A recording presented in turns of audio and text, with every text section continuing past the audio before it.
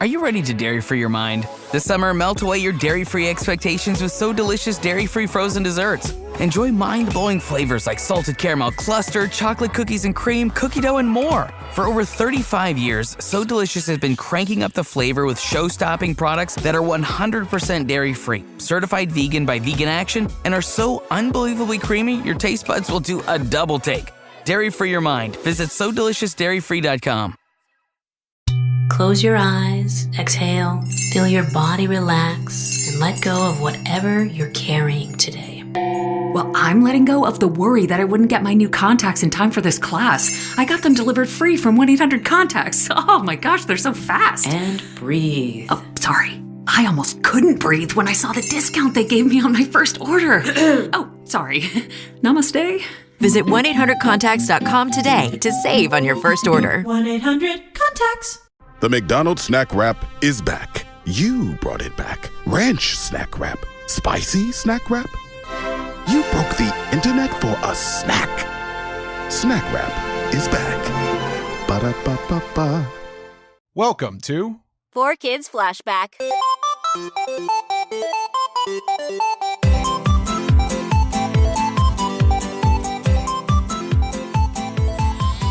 Hello, welcome to 4Kids Flashback, the podcast about 4Kids entertainment. My name is Tara Sands, and I'm joined by Steve Yurko.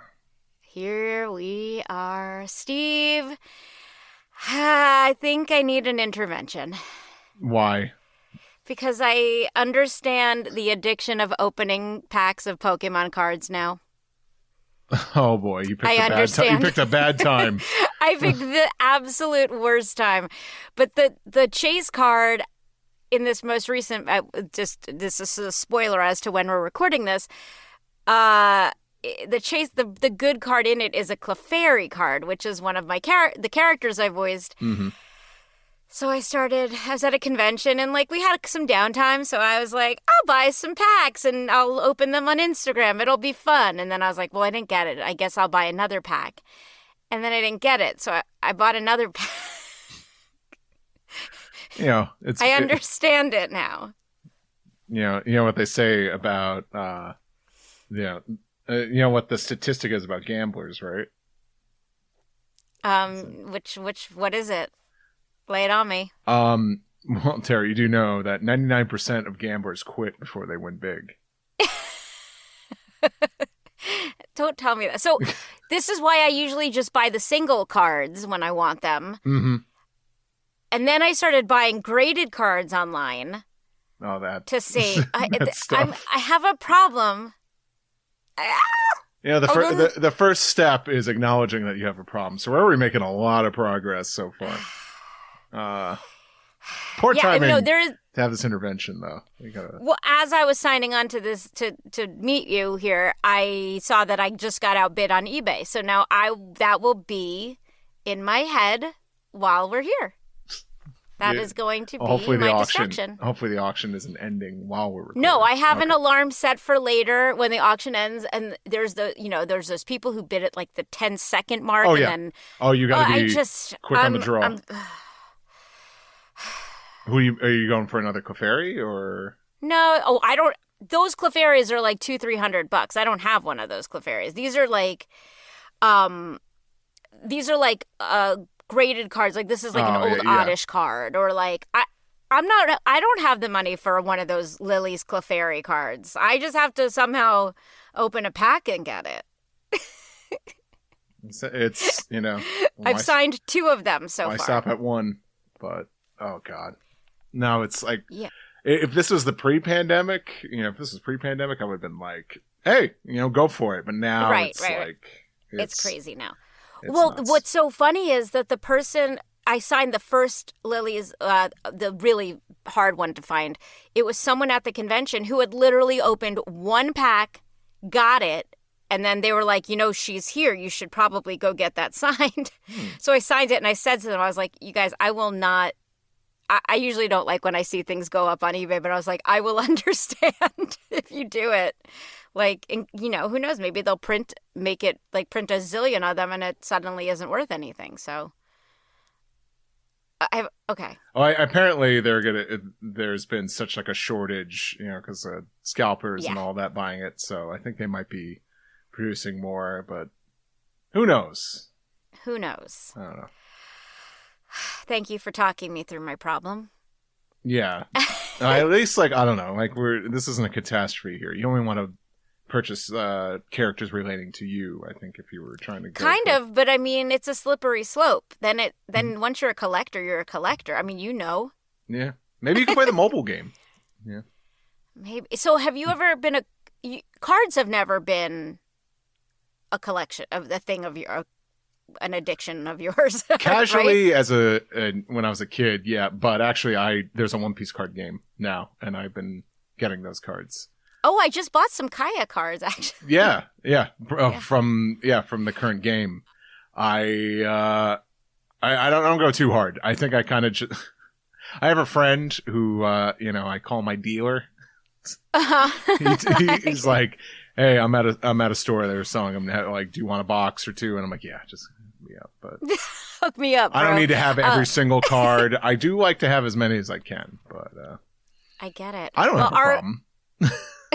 Our guest is in the Zoom waiting room, so you guys please subscribe, rate, and review if you can. We really appreciate it. If you can, check out our Patreon page, patreon.com/4kidsflashback, 4kidsflashback.com, blah, blah, blah. We'll be right back with Frederick B. Owens.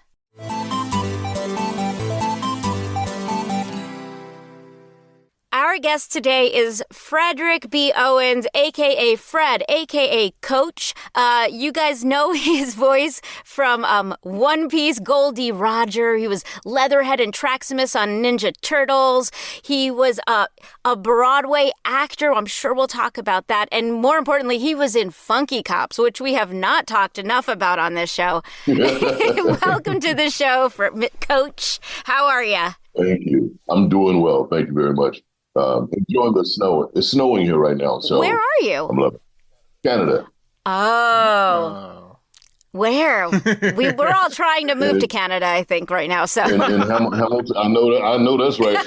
In Hamilton, Ontario. Oh wow. Is where I've been. Is where I've lived here the last 13 years. Is that where you grew up? No, I grew up in New York City. In the actual city, like a city kid. Yes. Wow. Yes, from North Carolina, originally from North Carolina, and then to New York City. Well, to Newark, and then New York. Newark. Okay, I'm a Jersey girl, so I appreciate that. Okay. So, I mean, we'll get some history from you because we haven't met before. I'm so excited to get to talk to you. I don't know, your background. Were you acting throughout your childhood? Is this something you always wanted to do? When did all this start for you? And the singing as well, I should say. Well, I come from a family of singers. My mother was a singer. My aunts with uncles, everybody. We were always singing at home. Okay. And I did a couple of productions in high school, but acting, singing, and dancing wasn't something that I saw in my future. I went to school for nursing, by the way. Wow. Because I wanted to be a nurse. Well, I come from a family of caretakers, so it made sense to me to go to school to be a nurse. And in 1980, I was in New York at that time doing some shopping for Christmas, and I stepped on a man's foot and said, "Excuse me." He liked my voice, put me in a show, and that was it. I was on my way. What show was this that this man put you in? The man was Melvin Van Peebles, Mario Van Peebles' father, and the show was Ain't Supposed to Die a Natural Death. Wow. I mean, I'm sure your whole life you have been told you have a great voice, right? I mean, it's obvious, right? You're sick of hearing it, right? I come from a family of men with deep voices. I don't know what to say. They hear it more than I do because my grandfather's voice was probably a half octave lower than mine. Oh, my gosh. Wow. Yeah, but it made sense, though, because he was 7 feet tall. He was a huge man. So it makes sense. But I'm only 6'3". Only. But, Only. So it's not the same thing. Well, I guess when you have a 7-foot giant in your family, you feel like a peewee when that happens. But yes, absolutely. And I have at least 4 sisters who are 6'2". So I'm never standing next to any of y'all. Or Steve. Steve is your height. I'm never. Yeah. Okay. Aside from my short person issues. So were you, I know you were singing your whole life with your family, did you ever have like formal training in acting or singing? None, nowhere. Okay, so you're doing this show. What's the path to Broadway? Because it looks from your resume like Broadway was pretty early on in your career, or were like, I also know you did like the obligatory Law and Order episodes, because every New York actor, that's like a rite of passage. Like what was the timeline for all of this? Well, once I did Ain't Supposed to Die a Natural Death, it basically snowballed. Almost every single show that I did, some director from somewhere always came to see the show, approached me after the show, and that usually led to my next show. This happened for a good run of about 15 to 20 years. Wow. That's so cool. When I hear people say, how do you go about approaching auditions for like the first 15 to 20 years of my career? I never auditioned for anything. Oh my gosh. I didn't even know there was a process to it. I didn't even know there was a process to this whole thing. I didn't even know it because people were just saying I would come to the show and I want to use your voice for this, or I like what I see here. Would you be interested in doing this show? The same thing happened with my first Broadway show. Do you remember the Motown Cafe? The Smokey Joe's, right? No, I'm saying, do you remember Motown Cafe? Oh, it used to be on 42nd Street. Yeah, where like they have singing. Did they have singing wait staff? Mm-hmm. Yes. Well, I just happened to go to Motown Cafe to see a friend who was performing as one of the Temptations, and there was a director there. And I'm talking to my friend, and the director butts in and he goes, "We're doing a workshop, and we need somebody to sing the low notes. We can't find a pure bass anywhere. Would you be interested?" And that's how I ended up getting on Broadway. Wow. Well, but you also delivered. Like, I don't want people to hear this and think, oh, Fred is so lucky. He just, you delivered once you were cast in these things. And there's an amount of innate talent and ability. And also, I think, having come from a family where you were around this. Because, yes, sure, that's very lucky. But you also probably had great work ethic and you did all the other correct things once you were given these really cool opportunities. Without a doubt. I never once questioned my ability to do the things that I do. I struggled with the dance part, which almost drove me over a cliff. But I was very, very fortunate to be around cast members who really wanted me to be in the show. So they would sacrifice their dinner breaks and things to modify choreography so I could learn it. And so, I give them more credit for doing that because I think I quit the show like 7 times. I used to go to a singing audition, and if they gave me a dance callback, I just wouldn't go. Because I was like, forget it. Well, that's what it was like the first day of rehearsal. They said, let's put the show up on his feet. I'm used to hearing that. But when he started doing this choreography, I was like, I don't dance. He said, well, it's not dance, it's just movement. I went, I don't do that either.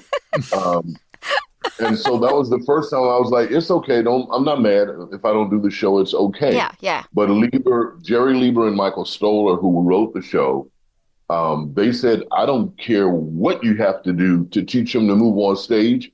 We can't find anyone to sing that low C. And I mean, I wake up in a low C, so it didn't mean anything to me. Ain't nothing. Yeah. So once I realized that I would be an important part of the show and they were not going to give up on me, I started working harder to learn choreography. So one of the cast members would, after rehearsal, we would go out to eat. Then he would come home with me and he would teach me this stuff. So the next day I would be a little bit more prepared.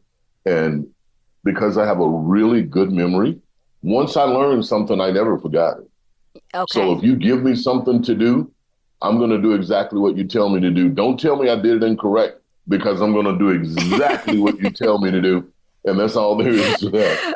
Yeah, I mean, I'm looking Broadway-wise, I see Smokey Joe's and I see the revivals of like Man of La Mancha and Jesus Christ Superstar. Like there is dance in those shows. I mean, again, they're not known as being like heavy, like it's not chorus line, but you definitely have to move well to stay around. So, well, once I did it, I was never intimidated by learning it again. Yeah. As long as I didn't have to do a split, I was good.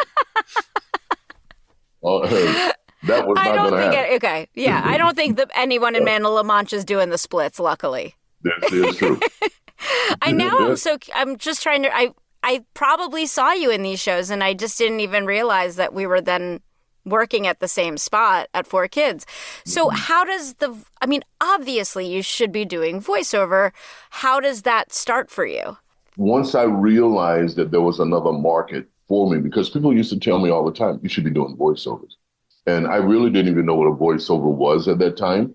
But like with everything else in my life, it always happens in a crazy kind of a way. So one summer I was trying to make some extra money and I worked at a place called Bells Are Ringing, which is an answering service on 72nd Street. Okay, we should explain for the young people what an answering service at that time meant. Yes. Well, this was before the days they have automated call answering and all that kind of stuff. So if you would call the answering, and the spiel was simple. Phone would ring, I'd pick it up. Good afternoon, bells are ringing. That's it. That's all I had to say. And then they would leave a message for the client. So I worked there for like 2 weeks, and just one day an agent called and she asked if I did voiceovers. And I said, well, no, but I would love to. Wow. And she set up a meeting with me the very next day and she signed me on the spot and I quit my job. Wait, so okay. I left bells and ringing. So had you ever practiced nursing now that did you actually have this degree in nursing that you just never? Never once did I ever work as a nurse. I didn't finish. The last 2 years, I transferred to a school of radio and TV broadcast announcing. Oh, okay. Because I wanted to be an on-air, I guess you'd call radio like a personality. DJ or yeah. Yeah, I wanted to do one of those kinds of things. So I ended up transferring, but I never even thought about going back into the nursing field after that. I was having too much fun. Yeah, and it all just happened so naturally. So, okay, so you signed with this agent. What kind of was it? Mostly commercial stuff. What were you doing back in New York at that time? It was for commercial voiceover. The funny thing, the first 7 auditions that I went out for, I booked. So I thought it was just that easy.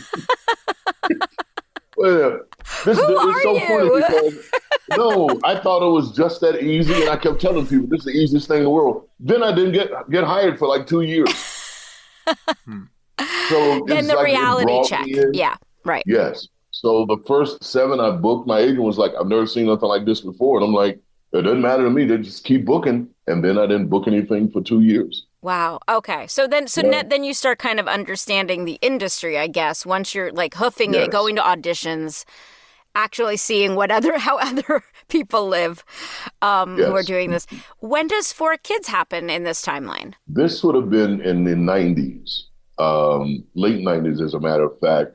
Don Mayo, who was one of my castmates, he had done some work there before, and he was leaving the show. I think he was going to relocate to LA, and he said he didn't want to do it anymore.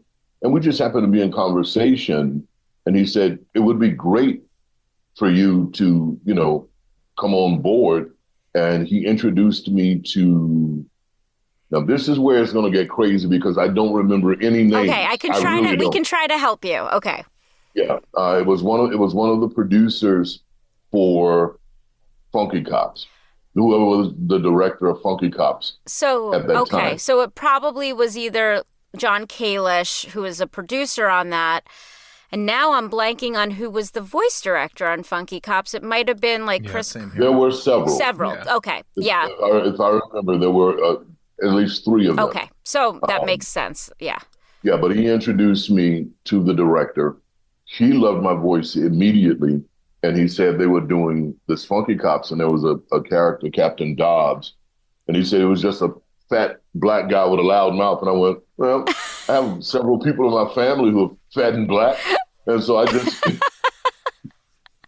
just rolled with whoever they were, and he loved it, and upon doing so, the director for Teenage Mutant Ninja Turtles heard me, and then he brought me in to do Leatherhead. Got it. And then Traximus, and then all the other ones that came behind it.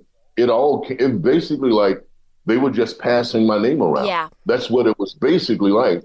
And every time I would come in, they would say, oh, before you leave, check with this guy because he has some things he may want you to do. Yeah. And so that became it for me. So what started out as going into the studio maybe just Monday or Tuesday I was there Monday through Friday. It was almost like my second home. Yeah.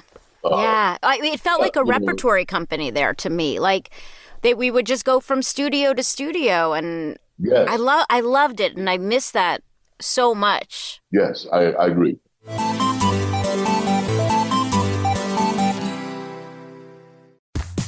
This episode is brought to you by State Farm. Knowing you could be saving money for the things you really want, like that dream house or ride, is a great feeling. That's why the State Farm Personal Price Plan can help you save when you choose to bundle home and auto. Bundling, just another way to save with the Personal Price Plan. Prices are based on rating plans that vary by state. Coverage options are selected by the customer. Availability, amount of discounts and savings, and eligibility vary by state. Hey, this is Tara Sands, and I'd love to meet you at a convention near you. Here's where I'll be for the next couple of months. June 21st and 22nd, Heroes Dutch Comic-Con. Then on June 24th, I'll be doing a Whatnot with Rotterdam Comics at 6:30, but that's Netherlands time for those of you there. Then June 25th, I'll be in Wales at the Collector Sector. June 28th, 29th, I'll be with Megan Hollingshead. Oh, I'll be with her for all of these. In Glasgow at the Scotland Card Show. July 11th through 13th, Cap City Comic-Con in Lansing, Michigan. July 26th, who's in Palmyra, Pennsylvania? I'll be at the Nerd Place. August 2nd, the Poke Hive in San Antonio. August 9th, I'll be at an to be announced Midwest store, so check my Instagram for updates. August 16th, I'll be on Whatnot with Nostalgic Relics if you want to order some stuff being signed. August 30th, 31st, I'm going to be in Texas again. I can't tell you where yet. I have a bunch of things in between I can't announce yet. Then December 7th, I will be at Charlie's Comic-Con in Fort Myers, Florida. Follow my Instagram for any updates at Tara Sands VO, and I hope to meet you guys all in person soon. Thanks. Member Week is here at Lowe's. Don't miss your chance to get up to 40% off hundreds of items like paint, faucets, vanities, doors, and more. Shop our exclusive deals happening in-store and online now through July 18th. Not a member? Join My Lowe's Pro Rewards for free today and get ready to save more. Lowe's, we help, you save. Loyalty program subject to terms and conditions. Details at lowes.com/terms. Subject to change. So I'd love to hear your thoughts on Funky Cops a little bit since it was your first show there, because I kind of feel like it maybe was ahead of its time. Like, I think if they made it now, it could be real funny. What did you think of it? I loved it because the movie with Eddie Murphy, where he played all of these different characters. I don't remember the name of it. No, Nutty Professor. The Nutty Professor. Absolutely. Mm-hmm. Yeah. Well, the character was based on his father. For me, the voice. When they asked me for a voice, that's who basically I was trying to emulate. Was the father on the Nutty Professor, because I thought he was just hysterical, and he reminded me of my uncle, Puddin'. Oh. He reminded me of my Uncle Puddin', and so I said, okay, so this is who this is going to be. And I had a ball with those guys, man, because for me, it was my first experience of being in the studio. And I didn't know, well, I don't understand why I didn't know at that time of how much patience it took to do for this. The dubbing. And I wasn't familiar. Yes, and I wasn't familiar with any of it. So I was very, very lucky to have great directors who were very patient with me. They knew, and I explained everything to them, because when I get like really, really excited, I stutter, because that's something that I've done for years. Mm-hmm. And so I told them, I said, if that ever happens, just look past it, and we'll regroup and go back and do it again, and I'll be okay. But it can become pretty bad at times. I think that's one of the things when I first met James Earl Jones, and I found out that we both stuttered. Wow. Yeah. So it was a trip talking to him, and I would catch him stuttering, and sometimes he would catch me doing it. But we both understood it because it's who we were. Wow. And I wonder if that's why you gravitated towards singing too, because they say that so many kids who stutter don't stutter when they sing. And no, you don't. Yeah. So it makes a lot of sense that aside from being in a family, but it was probably a real comfort zone for you because you didn't have to worry about stuttering then. No. How interesting. Well, now that you mentioned your buddy James Earl Jones, I mean, we need to hear a little bit more about that. He's one of my greatest mentors.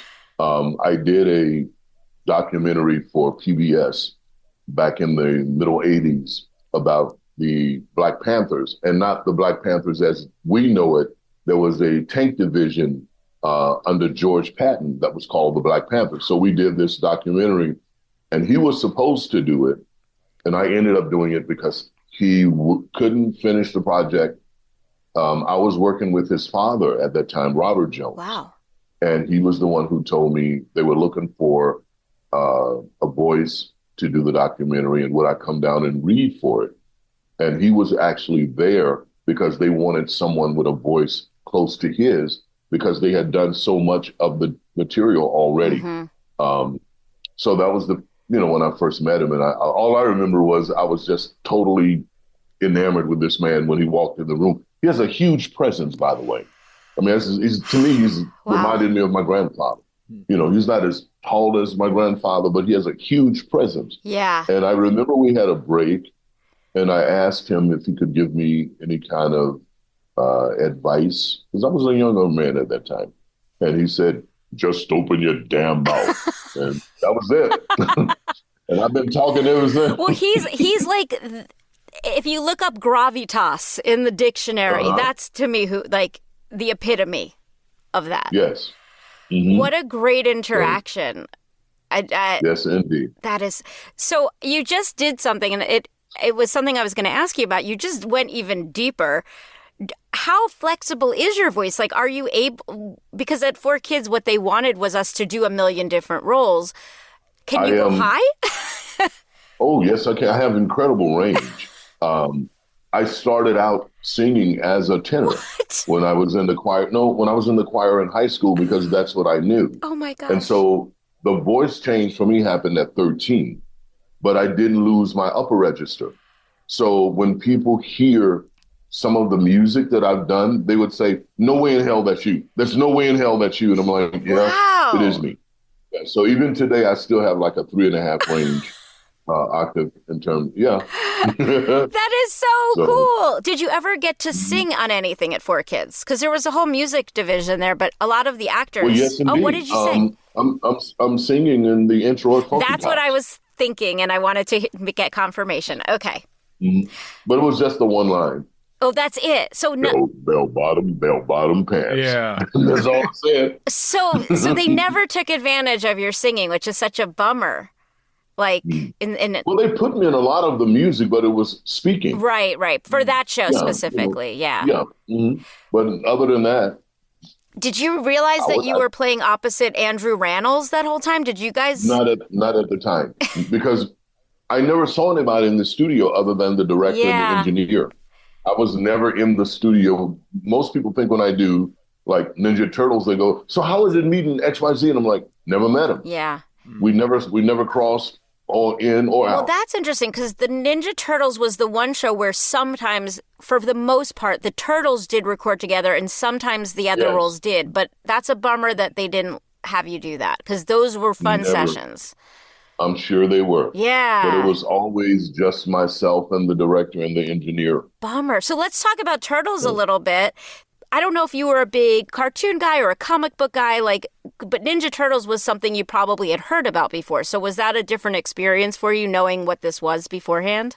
My sons, I have 4 sons, by the way. 4? They were huge fans of Ninja Turtles. Cool. So I was clueless, to be honest with you. I had no idea who they were, what they did, anything. But my sons were big fans. And so they became somewhat celebrities at their elementary school because their father did these voices on Teenage Mutant Ninja Turtles. So I was doing it more so really for my kids. Uh-huh. I mean, I would have done it anyway, but that's the reason why I got a little bit more involved, was because my sons knew the characters. I didn't know anybody. So it gave them street cred. Yeah. Yeah, there you go. Yes, indeed. I see. Okay. Yes. That's okay. So, yeah, I mean, I think for a lot of us at 4Kids, we had worked on some stuff, but once we heard about Ninja Turtles, it was like this new thing because we're like, we know that. We've heard those words before. Whereas like Funky Cops, you're like, oh, that's fun. But, my kid isn't reading a Funky Cops comic book. So, so around this time, when does Goldie Roger happen? I mean, Steve, I'm going to leave the One Piece questions to you, but... I think after the Ninja Turtles thing came, for me, Shaman came. Oh, yes, that makes sense. I don't know if you remember. Yes, of course. But what I don't remember is the character that Bason, I believe? Say the name Bason again? is what... I might be saying it wrong. Okay, that's what IMDb says, so we'll go with that. Yeah, that's exactly what it was. Okay. Yeah, so there were quite a few in between. One Piece, I think, happened by accident because they just asked me to read they didn't, I don't think anybody ever knew what Goldie Roger sounded like. But we just happened to be in there. One of the directors comes and he goes, Fred, can you read this for me? I just want to hear what it sounds like. I mean, one of the writers, he just come in and goes, Fred, can you read this? I just want to hear what it sounds like. And so I read the whole thing down. My fortune is yours for the taking, but you have to find it first. I left everything I own in one piece. I just read it just like that. And he goes, when you finish here, come over here. We're going to tag that. We're going to put that So that was it. Yeah, that's just how it was. That was how that whole thing. Yeah. It was like if you're here, whoever was available at that time, that's who basically got the job. And it all reminded me of Motown. Almost every biography I've read of Motown artists, they all have the same testimony. Whoever was in the studio at that time and available, that's who they use. It's so interesting. I've never put that together before. Yep, and that's what it was at 4Kids for me. I love that. I love that we're the Motown of voiceover. That's right. It's true. It's true. Oh, that's such a nice way to look at. Yeah, I mean, but the truth wasn't. Again, I don't want to just say it's because you happened to be there. You happened to be there, and you also delivered. Like they didn't keep bringing people back if they didn't work efficiently, if they weren't good at their jobs. True. So I never want to sell you short by saying, oh, you just happened to be there. You did a good job, so you kept working. Yes. So, okay, and you did a couple things in One Piece, it looks like. Maybe they were more incidental roles. I don't know, like Gaimon.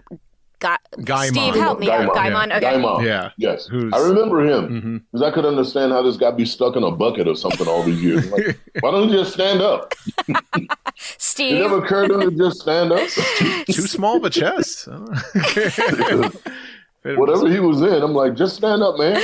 And I have to ask too, because when I was working there, I wasn't aware of all the changes that 4Kids was making to these shows to make them okay to put on Saturday morning television. Were you aware of all the censorship and things going on at that time? No. Okay. I just knew that if it came on Saturday morning, somewhere in there I had a voice. That's all I know. So when people say, what are you doing? I just watch Fox on Saturday morning. It doesn't matter. You're going to hear my voice somewhere in the whole thing.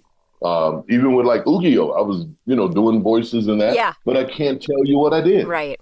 That was it. We did so many things. It never occurred to me that 30 years later I would have to remember who I played. Totally.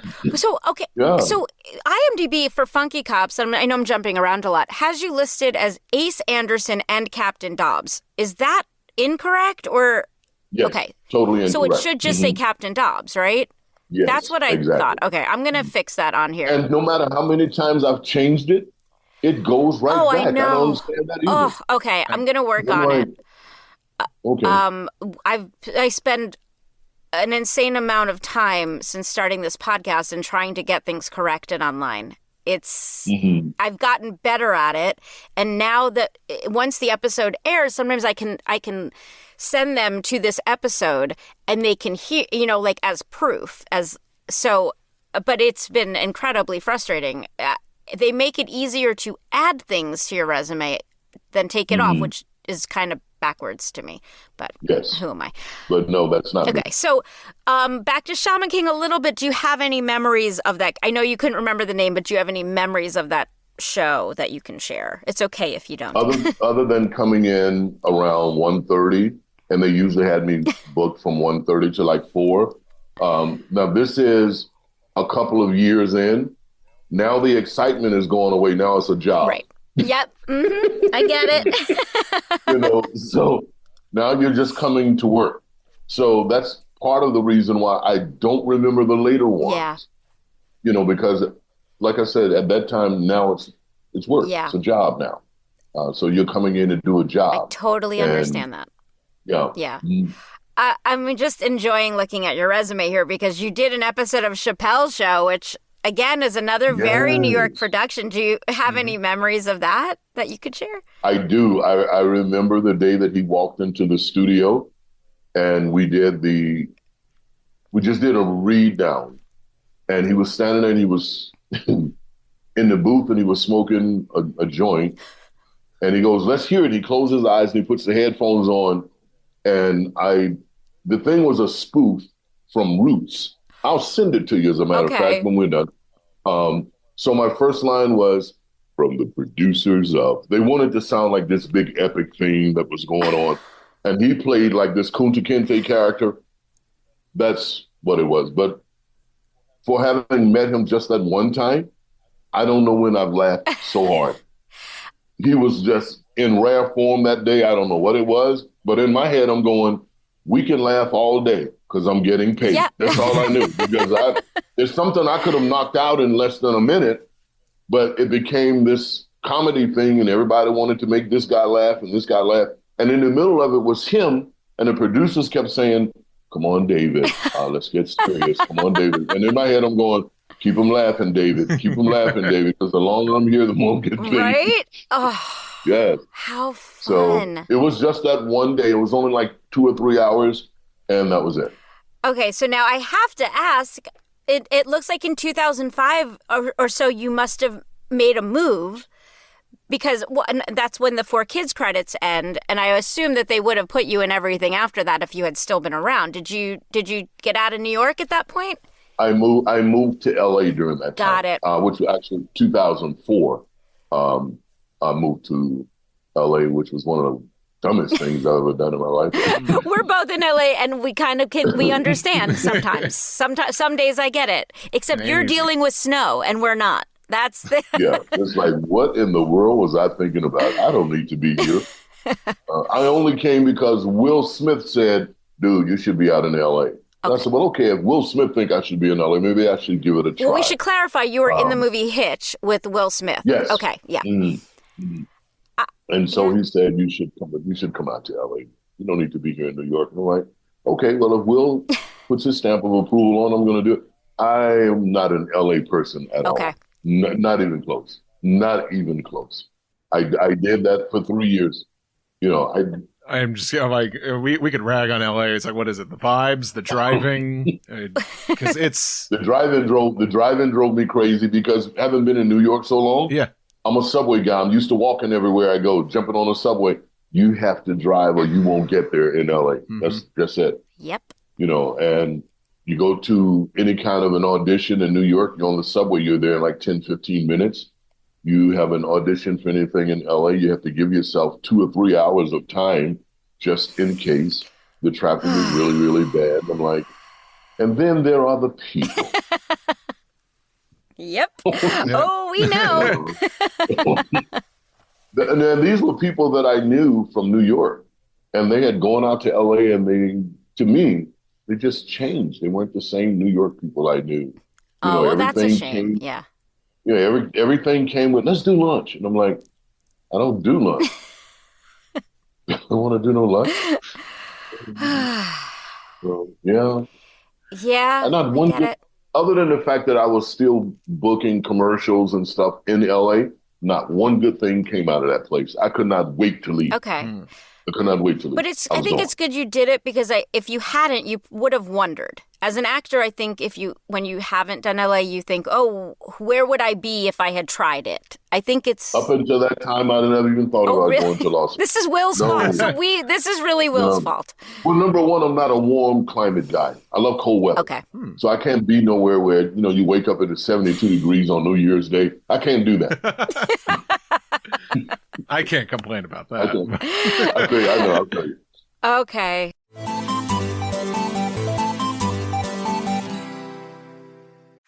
At Sierra, you'll always find apparel, footwear, and gear for 20 to 60% less than department and specialty store prices. But right now, it's clearance time, so you can save even more on everything you need to get active and outside. Visit your local Sierra store today.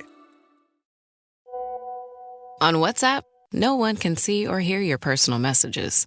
Whether it's a voice call, message, or sending a password. To WhatsApp, it's all just this.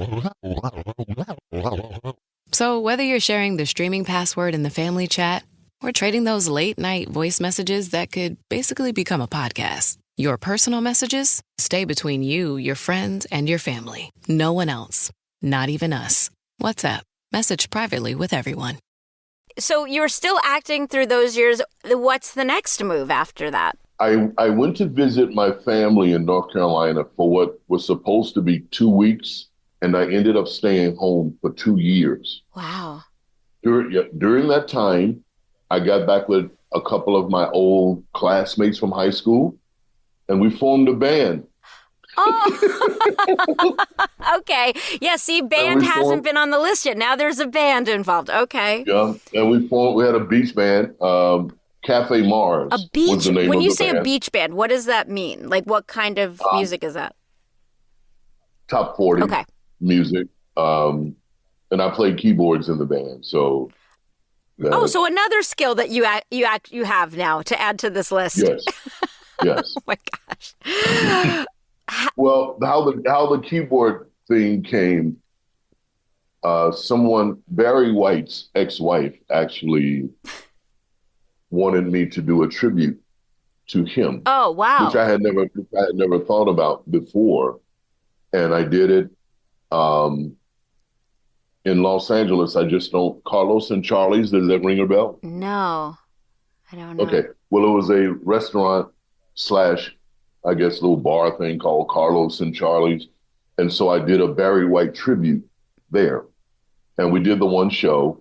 And after the show, she said, Barry would always have this little thing in the middle of the show where he would play the keyboards, just him and the keyboards, and he would swoon the ladies. And I said, well, I don't play piano. And it bothered me because I'm so used to, if you want me to do something, I'm going to give it everything I got. Mm-hmm. And I couldn't do that because there was something standing in the way. And so when I got home that day, for whatever reason, I couldn't sleep at night. And that's what was bothering me, the fact that I couldn't play piano. The very next day, I went down on Sunset Boulevard and I bought a keyboard. Wow. And I said, I'm going to learn how to play piano. But I didn't really think that taking classes was going to help me because I have to learn at my own pace. I can't learn at your pace to learn at my own pace. And just happened to see a guy playing on the street. And I asked him what was the key to learning how to play a piano. And he said, can you sing? And I said, yes, sir. He said, if you can hear it, you can play it. And he was not lying. Once I learned that, wow, that was really nothing that I could not learn how to play because I could hear every part. I could hum every part, and that was the key. Uh-huh. So it didn't matter how high the note was. I didn't have to keep putting the record back and pulling. I could hum it. And that was huge for me, especially with the bass lines, because I am a bass. So I could just, without even the music, I'm in an audition somewhere, and I'm humming the bass line and playing it with my left hand. So by the time I sit down at the piano, it came very easy for me because I had practiced it all day. Wow. Just being out humming on my leg. Wow. Yeah. You do what you got to do in this business. You're in this profession. You guys know that. You do what you have to do, man. But that's infuriating as someone who tried to learn how to play piano and was terrible at it. So that's so cool. So I ended up playing piano, bass, obviously, and a little bit of drums. So for that 2 years, I went home and I formed a band, and we just, did our little beach music, and it was great. I got a chance to reconnect with my family. I hadn't seen them in like 3 or 4 years. I have 10 sisters, by the way. I only mentioned 4. I'm sorry. Wait. Well, I'm still stuck on Uncle Puddin', but 10. So yeah. Are there more children than that, or is it 10 sisters and you? What's happening here? Well, I'm the only one. Well, in the immediate family, there's 10 girls and myself. But here's the one that will blow you out the water. My father actually has 26 kids. What? Right? Oh my So gosh. you don't need to be in a booth to understand that, right? Wow. Wow. Yeah, Do you so know all of these siblings? I mean, this is another interview. I know all but two that I've never met. Holy moly. And now you have 4 boys. It was so interesting that you come from a family of all those women and then that you had 4 sons. Boys. Well, boys are dominating my family now. When I was growing up, it was just girls. It was just girls. I mean, we lived where I was raised in North Carolina. We lived in a 4-room house. 4 rooms. Okay. So there was Wow. my 10 sisters, my grandmother, my grandfather, my mother, myself. So, okay, so how old were you?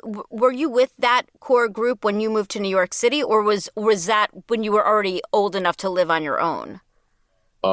Graduated high school okay. June 1st, 1976. I was in New York June 2nd, 1976. Okay, because I was going to ask So how I knew that I many was- kids fit into an apartment in New York. Okay. Yeah, no. So I moved to New York on my own. That's pretty brave to just up and go.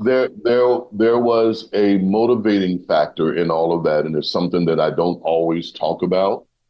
When I was in grade 6, it was the first year that they integrated schools. Wow. It was the first year. Oh my gosh. And I remember we were in a class, and the teacher asked us what we wanted to be when we got older. Now, that week I had seen a tour of Man of La Mancha. And I remember saying to myself, one day I'm going to be on Broadway and I'm going to do that show right there. That's what I said. And I said it out loud. Everybody heard it. Everybody know. Wow. And so I said to the teacher that one day I wanted to be on Broadway. And she said, why don't you do something else? There are no Black people on Broadway. Oh my gosh. That's what she told me. It's okay. Wow. I was fine with it. You know, but it didn't bother because me it motivated you. Well, or no? Yeah, it did. But at the same time, that's something that I always thought that I was going to do anyway. I don't know why. It's just that when I saw that show and I heard that song, The Impossible Dream, you have to understand, growing up in the segregated South, there wasn't a lot for a young Black man to aspire to be. Sure. It just wasn't. So when I heard that song, I just closed my eyes and I rode with it. When I opened up, I was like, nobody's going to stop me ever in life for doing what I want to do or what I feel like I'm destined to do. I'm never going to let nobody, discourage me of anything. So I kept it to myself because I stuttered and I didn't. Sure. Yeah, of course. But yeah, there were a lot of things that took place that when I got there, there was a lady who lived behind us who word on the street, I don't know this, but that's what, when we were growing up, we were told she was a witch. We didn't know this. So she used to have a plum tree and a cherry tree, and we used to steal her cherries, and she would chase us, but she never caught us. And one day she caught me. And I'm having all of these flashbacks of Hansel and Gretel because... Of course. Yeah. Oh my so I'm nervous. And she said, what's your name, boy? And I couldn't get it out because I stuttered so bad. And she said, I'll make a deal with you. Now, mind you, I'm in grade 6. She said, I'll make a deal with you. If you stop stealing my cherries, I'll teach you how to talk. She was not a witch. She was a speech pathologist. Oh my gosh. We didn't know this because she was just an old, evil-looking woman, and that's all we knew. Yeah. We stayed away from her, stayed to herself. It was her who really was the turning point in my life. And she used to have this map on the wall that she had all of these pins of the places that she had been. And I was fascinated by that map on the wall. And for Christmas, she gave me a map to put on my wall and gave me these pins of places that I wanted to go. And I've been to every one of them. Wow. I've been to every one of them. I've been to every one of them. So that was my savior. That's amazing. Yes, her name was Kathy Hughes. Ruth Kathy Hughes was her name. Well, and we shouldn't ignore the fact that you were then in Man of La Mancha. Of the 3 shows that you were in on Broadway, you were in Man of La Mancha. So yes. that must have been surreal for you. It was. It's the only time in my life. When I did my first Broadway show, it meant nothing to me. It really didn't mean anything to me. When I won my Grammy Award, it meant nothing to me. When I did Man of La Mancha, it all came back. I remember when we got the class trip and we went to the Raleigh-Dorton Arena to see this show. And it was my first time seeing anything, really. But all I know is when they hit that song, The Impossible Dream, that thing made all the sense in the world to me.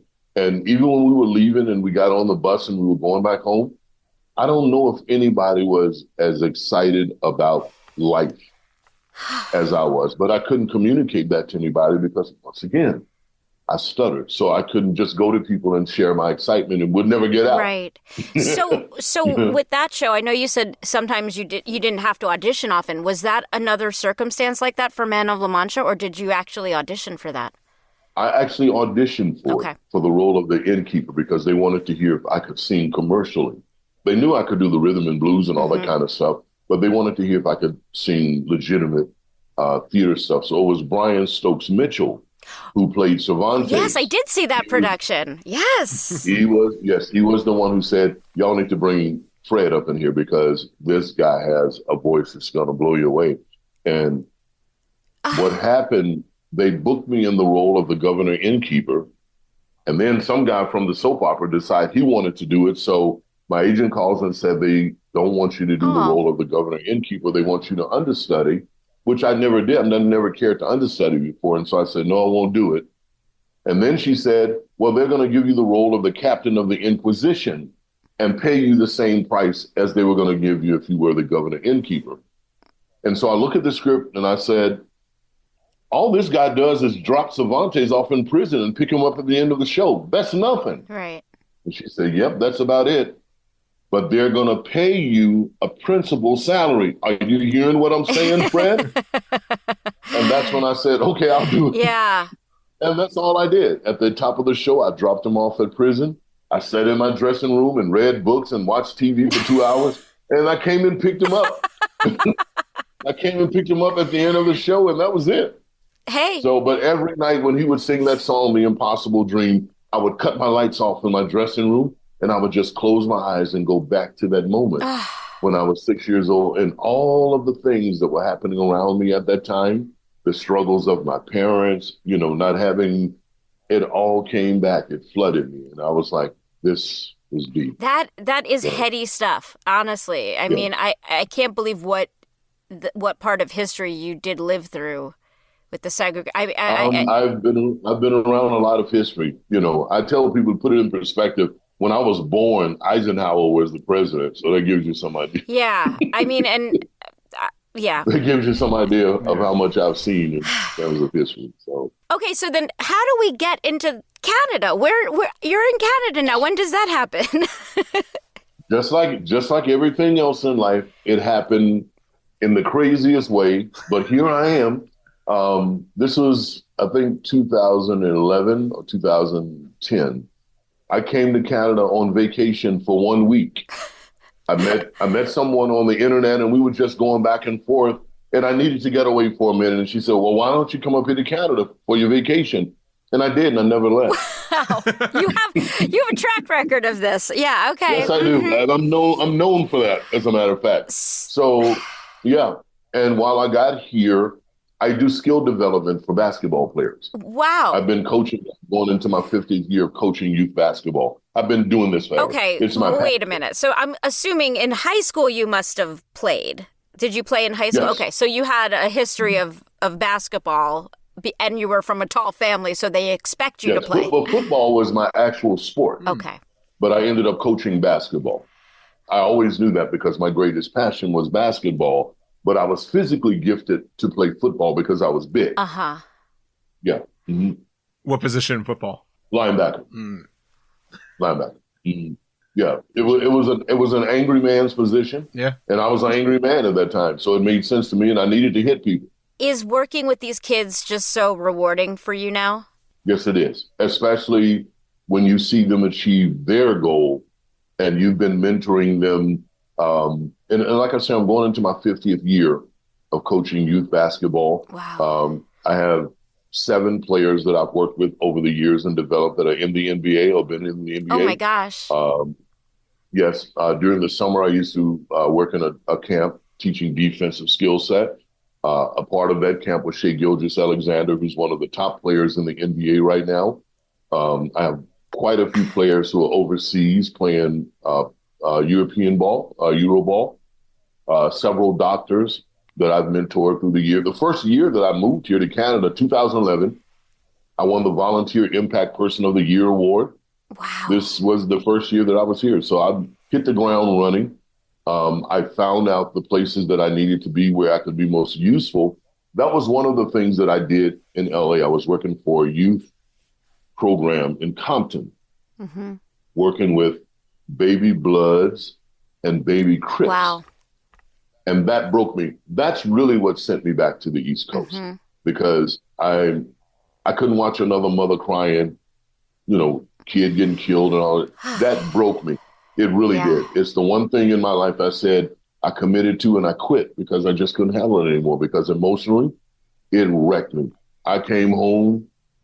Even my mother was like, dude, you look like you've been to Vietnam. Yeah. I mean, if you're a sensitive, empathetic person, it's hard to do things like that. Yes. And I got sick and tired of every week that I would come in somebody that I was starting to get used to, he didn't make it. Yeah. Did you hear about this when he got smoked last night and all this kind of stuff? And I'm like, okay, I need to go. Wow. And that's really why I probably would have stayed longer had I not been doing that. I was going to leave LA anyway. I can't deal with the plastic people.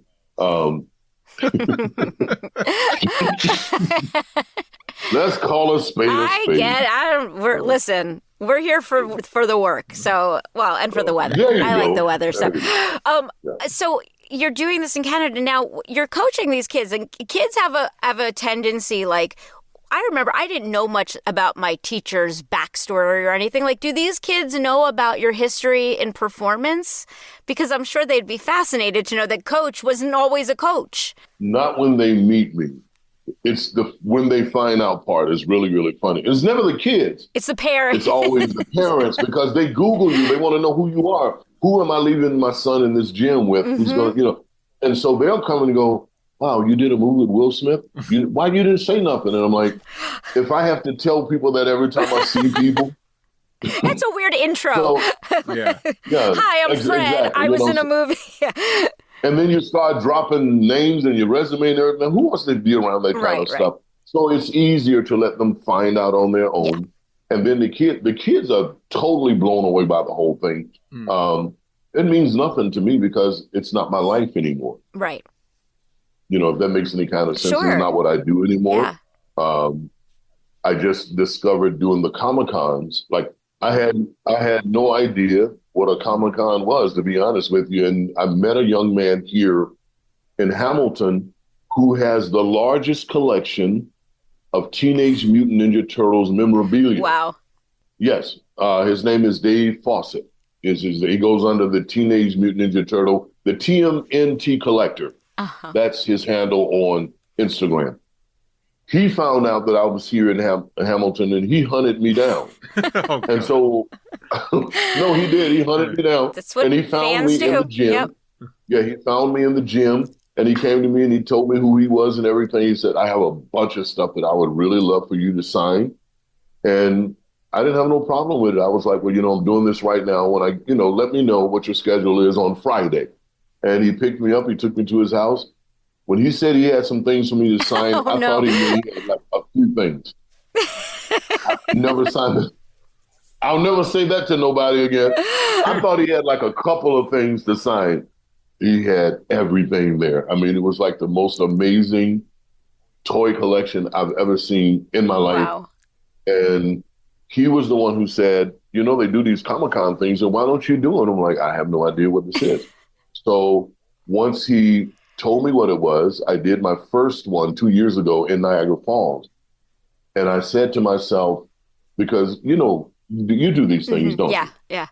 So you go and you sign your autograph and all that kind of stuff. And I saw this as a way of me, because I work with charities here.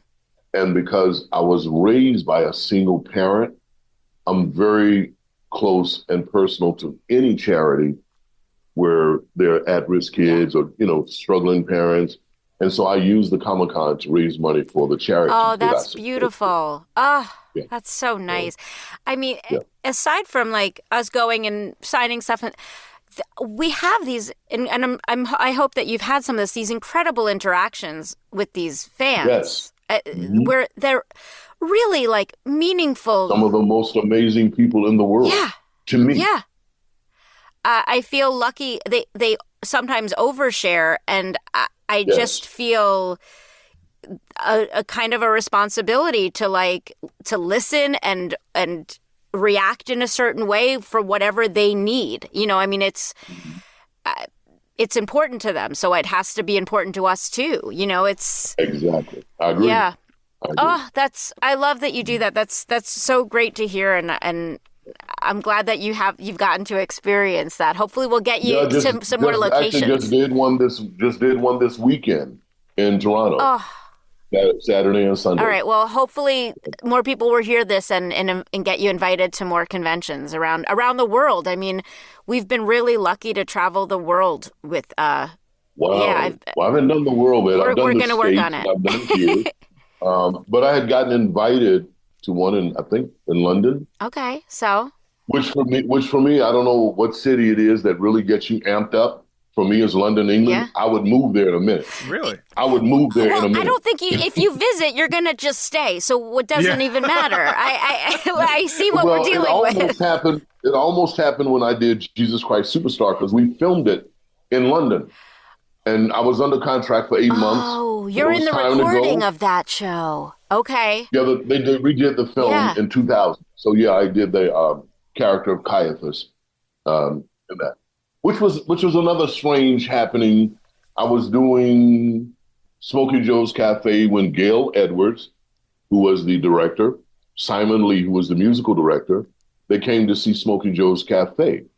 And she approached me after the show to say, we're contemplating doing the role of Caiaphas as a black man. It has never been done before. And at first she said Caiaphas. She didn't say black or white. And I didn't know anything about Jesus Christ Superstar. And at that time, I was riding the wave of being in a successful Broadway show. And I didn't want to learn nothing new. So I said no. It took all I could do to learn how to walk left and walk right. And then you go come over and you asked me to come to London for 8 months. And I said no.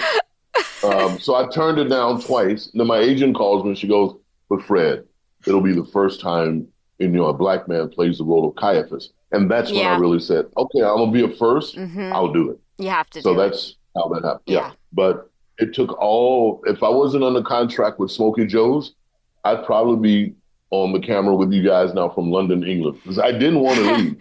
I get it. I wasn't, I was going through the whole thing. I was like, wow, it's going to be a long way because my family won't get on a plane. I had 2 standing tickets in my contract for anybody in my family to come visit me in London. No one came. They won't fly. They won't get on a plane. Oh, my gosh. Not a single of the 10 sisters.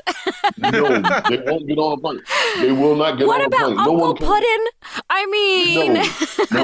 No. I just need to know where Uncle Puddin' got his name. I mean, does he love pudding? What? I don't even know. Something I don't even know. I have not just an Uncle Puddin', I have an Uncle Sugar. I love this family. I don't know where the names came from. Nobody ever asked. Nobody ever told me. So all I ever knew was Uncle Puddin', Uncle Sugar.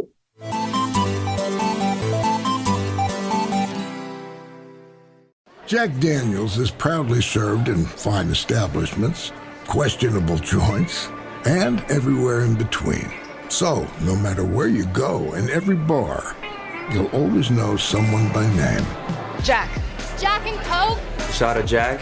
Jack Daniels, please. Right away. That's what makes Jack, Jack. Please drink responsibly. Responsibility.org. Jack Daniels and Old No. 7 are registered trademarks. Copyright 2025 Jack Daniels. Tennessee whiskey. 40% alcohol by volume. 80 proof. With a Venmo debit card, you can Venmo more than just your friends. You can use your balance in so many ways. You can Venmo everything. Need gas? You can Venmo this. How about snacks? You can Venmo that. Your favorite band's merch? You can Venmo this. Or their next show? You can Venmo that. Visit Venmo.me/debit to learn more. can Venmo this, or you can Venmo that. You can Venmo this, or you can Venmo that. You can Venmo. The Venmo MasterCard is issued by the Bancorp Bank N.A. pursuant to license by MasterCard International Incorporated. Card may be used everywhere MasterCard is accepted. Venmo purchase restrictions apply. You are amazing. I'm just so... I come from, just so you know, I always tell people I come from the original Addams family. Brother, you got to know. You have to, it only takes to be in the midst of my family one time and you're hooked. You go, those people over there are funny, and they're funny. I just lost my mother in December. Oh, I'm sorry. But it sounds like she lived a nice long life, though. She did. Yeah. She was 89. My father, we lost him exactly 1 year ago before my mother, and he was 91. She was 89. Oh, sorry. Yeah. It's, I tell people it was one of the greatest Christmas that I've ever had in my life because we all knew my mother was on the way out. And so I usually go home for a week during the Christmas holidays. I went for the entire month because I wanted to spend the last month. Oh, that's great that you had that. So I actually got a chance to say goodbye to my mother. It was a beautiful thing. It was very poetic, to hold her hand every day, tell her how much you love her, how much she's meant to the family, and we were all there. All the children were there, all the grandchildren, the great-grandchildren. Wow. So we all got the chance to see. So nobody was sad about it. Is there a lot of singing happening? I just imagine you all we sung singing. Every day. Yeah. Oh, we sung every day. We sung every day because that's what my mother loves. She loves singing. Yeah, I just imagine the joy in that house filled with these beautiful voices. So that's... Yes. And I noticed on Instagram that you're promoting your son, who is a singer. All of them sing. All of them. Oh my gosh. Family. They have a group. They have a group called EOS, Elements of Sound. Okay. Of that group, they don't perform as much with the group as they do as individuals. So although they have a group, they also do their own thing. Okay. My middle son, Jamie, he does it more than all of them. So. Well, I'm sure they're going to drag you up on stage at some point, and I want to fly there. I want to see this. Please let me know. We have already done it. We've already done that. Been there, done that. Yeah, we did a concert when I was doing Dreamgirls. My sons and I did a show together at the Triad. Yeah, in New York. Yes, New York. Mm-hmm. So, yeah. I will fly up. I will watch a basketball game and see you sing at night. I'm just so impressed. Like, this is, and what you're doing now, I'm sure you are just such an inspiration to these kids, and it's really amazing. I do my best because there were so many men. I always speak of my father, but my father, I wasn't raised with my father. Yeah, obviously, he had 26, kids all over the place. Yeah. So he was a rolling stone. Okay. There were men that were always in place, mentors and coaches who made sure that I was proper and that I was taken care of and that I was headed in the right direction. It came with some tough love and some tough coaching, but I wouldn't trade it for nothing in the world. Yeah. And so that's what I try to be to these kids. I'm just paying it forward. It's just my way of saying thank you to those men who were there for me. And I don't have a problem with doing it because these kids need that. Mm-hmm. They really do need it, And I can't tell you how many stories of getting calls 3 or 4 o'clock in the morning. Coach, can you go get my son? Where is he?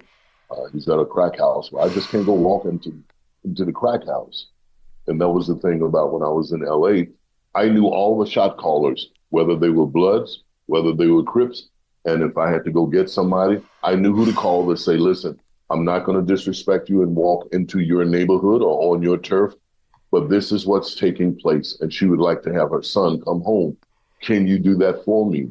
And most of them never even met me before, but they knew who Coach was. Right. They didn't know me, but they knew the reputation of this guy, Coach Fred, who was all about these kids. I don't know if I should say that or not, but Coach Carter, it's all that it was. I was living the life of Coach Carter at that time. Yeah. They must all be so grateful. And I just, it sounds like they are, but it's amazing. Yeah. I mean, I feel like you've lived several lives and... That's what I feel like all the time. And people say, why don't you write a book? Oh, man, there's so much that has happened. I don't even know where to start. Although I do have a diary from age 15. I have notes in diaries from age 15 to like 32. Wow. Did someone did someone tell you to do that? Like, or my was that teacher, teacher once told me, she because of my issue with stuttering and could never get things. She said, why don't you put it in writing? And that was another, just like with Miss Hughes, when she taught me to speak, somebody gave me another outlet in life that I didn't even know was available to me. So I still write to this very day, handwritten letters to friends and send them in the mail like I used to do 30 years ago. I still do it. That's great. And that's a lost art, really. Yeah. Yes, it is. Yeah. But I still do it. Yeah. They all know me down at the post office. They see me coming. Are you in a smallish town? I don't know is it a small town where you live now, or is it? Yeah, it is like 45 miles outside of Toronto. Okay. But it reminds me of my hometown. Yeah. It looks like city, but it's really slow as hell. It's country. And it's where I'm comfortable. What a story. Like, I feel like we could do a whole other podcast about different aspects of your life. I appreciate you so much taking the time to talk to us. Well, thank you so much for having me.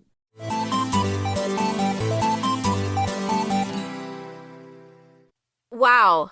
That makes me want to rethink my life, because that is just a beautiful story, and what an inspiration. You talk about writing a book. It's like it's truly like, like you could really split up his life into chapters. And they're very unique, but it's amazing where life takes you. But credit to him, having the skills that just bounce around all these different kind of professions, also different parts of the country, the world, even.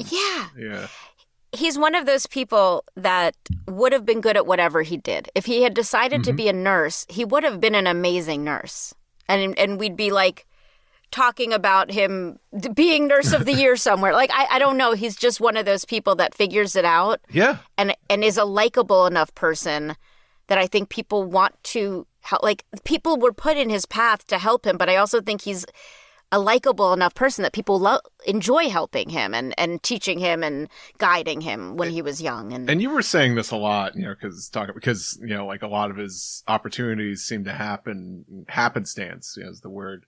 But you kept mentioning how it's like, but you still had to prove yourself. And that just reminds me of someone who, opened the doors for me in LA.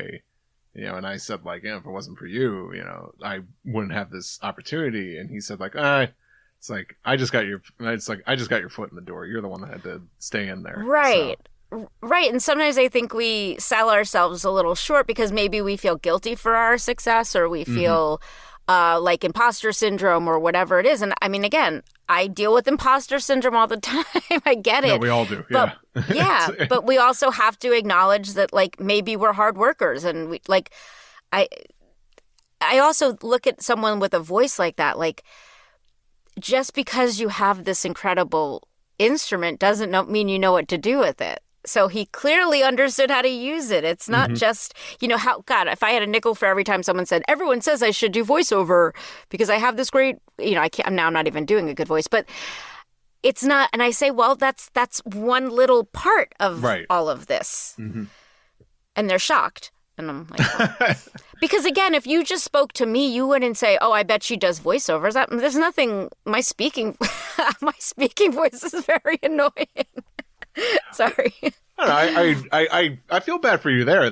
Because like him, you listen to him and you'd be like, oh, you should do voiceover. And I think for you, and maybe I don't know, maybe this is the case with a lot of other women in the profession, people don't immediately be like, oh, it's like you should be doing voiceover, you should be acting. I don't know where I'm going with that. It kind of makes it more interesting because again, it's about then having range, or it's about acting. There are women who just naturally sound like this, and then everyone says to them, wow, you should do voiceovers. But then I'm like, maybe I should talk like that all day. But then I'd be annoyed with myself. And the stuttering. Those fake LA people. Oh, yeah, the plastic people. But even the stuttering thing, it's so interesting when I talk to people who have dealt with stuttering. I have a really close friend who's a stutterer, and he is pure confidence.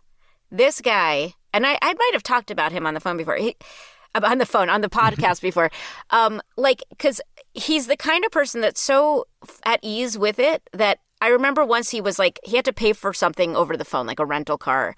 And and I was sitting with him, and he said, hey, I have a stutter, so I'm going to put my friend on to read you the credit card number. And he handed me the phone. And I was like, how cool to just own it like that. Yeah. Whereas so many people would just either just hand me the phone or would struggle through it to try to prove something. And I remember, like, there was one time when I said to him, because often when he would stutter, because he's like a childhood friend, and I would like finish a sentence or something, and I said, hey, do you mind? I have to stop doing that. And he said, no, you know me, like, it's fine. I'm like, okay, as long as you're okay with it, because I never want to belittle you or finish a thought for you. Mm-hmm. Sometimes you see someone struggling like that, and your instinct is just to help. But yeah, his confidence is amazing, and I can see that with Fred as well. But it sounds like he really struggled with the stutter in a different way than my friend did. So both amazing human beings. Yeah. I think, I don't know, just finding that confidence. And I don't know if there was a cure for imposter syndrome, I wish it was free. And I don't know. Yeah. Yeah. Right. Well, I think we all just need a coach like Fred. Yeah.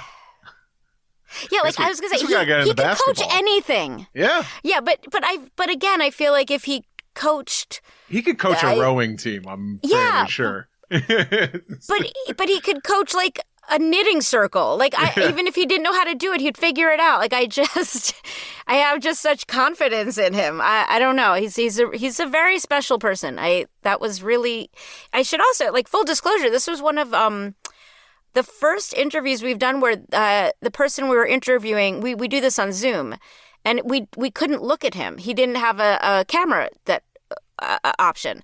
So it became really personal without seeing him. And I think I always feared that if we couldn't see the guest, it wouldn't feel personal.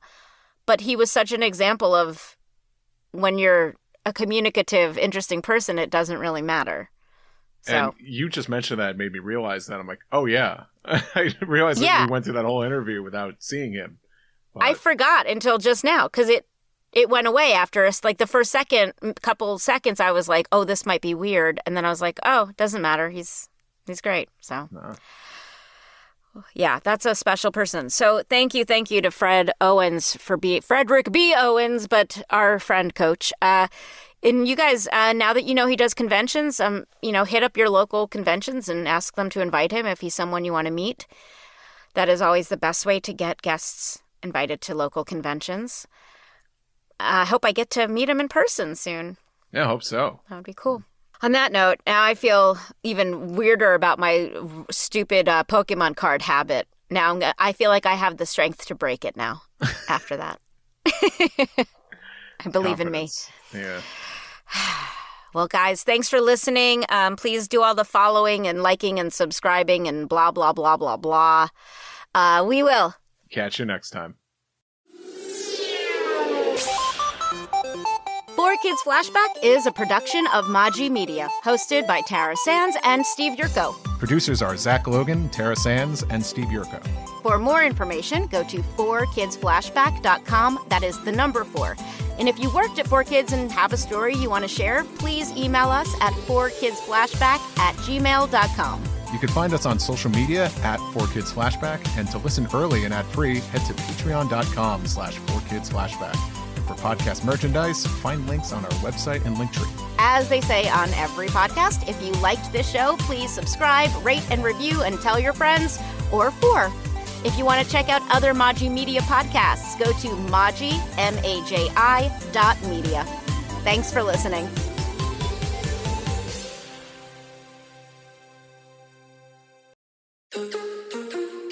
Hi, it's Ashley and Jess with Wellness Reality Check. We are 2 health practitioners, moms, and best friends trying to navigate the world of holistic health in a balanced, productive way that brings health to our lives instead of dogmatic extremes. We'll be breaking down health trends, interviewing your favorite health influencers, and always keeping it real.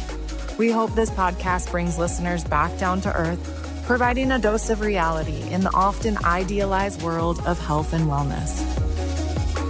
Wellness Reality Check. Follow the show now on Apple Podcasts, Spotify, or at wellnessrealitycheck.com.